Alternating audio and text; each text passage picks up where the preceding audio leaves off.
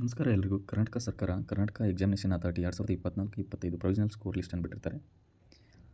ನಾವಿವತ್ತು ಭೂಗೋಳಶಾಸ್ತ್ರ ವಿಷಯದಲ್ಲಿ ಒಟ್ಟು 404 ಅಭ್ಯರ್ಥಿಗಳ ಪಟ್ಟಿಯನ್ನು ಕರ್ನಾಟಕ ಎಕ್ಸಾಮಿನೇಷನ್ ಅಥಾರಿಟಿ ಅವರು ಬಿಟ್ಟಿರ್ತಾರೆ.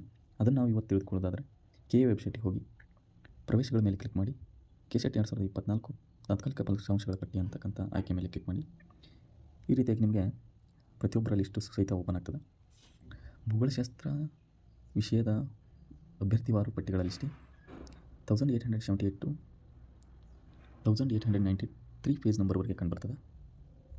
ಯಾರೆಲ್ಲ ಅವರ application number, candidate name, register number, paper 1, paper 2 ಗಳಿಸಿರ್ತಕ್ಕಂಥ ಅಂಕಗಳನ್ನು ನೀಡಿರ್ತಾರೆ.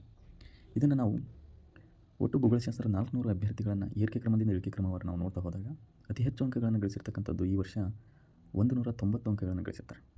190 ಸ್ಕೋರ್ ಹೈಯೆಸ್ಟ್ ಇದೆ. 300ಗೆ ಟೋಟಲ್ 300 ಮಾರ್ಕ್ಸ್ಗೆ 190 ಸ್ಕೋರ್ ಹೈಯೆಸ್ಟ್ ಇದೆ. ಲೋಯೆಸ್ಟ್ ಮಾರ್ಕ್ಸ್ ಅಂತಂದರೆ 68 ಇದೆ. 68 ಇದೆ. 300 ಮಾರ್ಕ್ಸ್ಗೆ 68 ಇದೆ.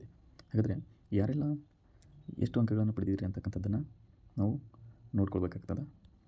ಕಳೆದ ಒಂದು ಅವಧಿಗೆ ನಾವು ಗಮನಿಸಿದಾಗ ಕ್ಯಾಟಗರಿ ವೈಸ್ ಕಟ್ಟಪ್ಪನ್ನು ನೋಡೋದಾದರೆ JM 180 ನಿಂತಿತ್ತು, SC 154, ST 136, category 1 178, 2A 164, 2B 164, 3A 178 ಮತ್ತು 3B 166 ಅಂಕಗಳಿಗೆ ನಿಂತಿತ್ತು.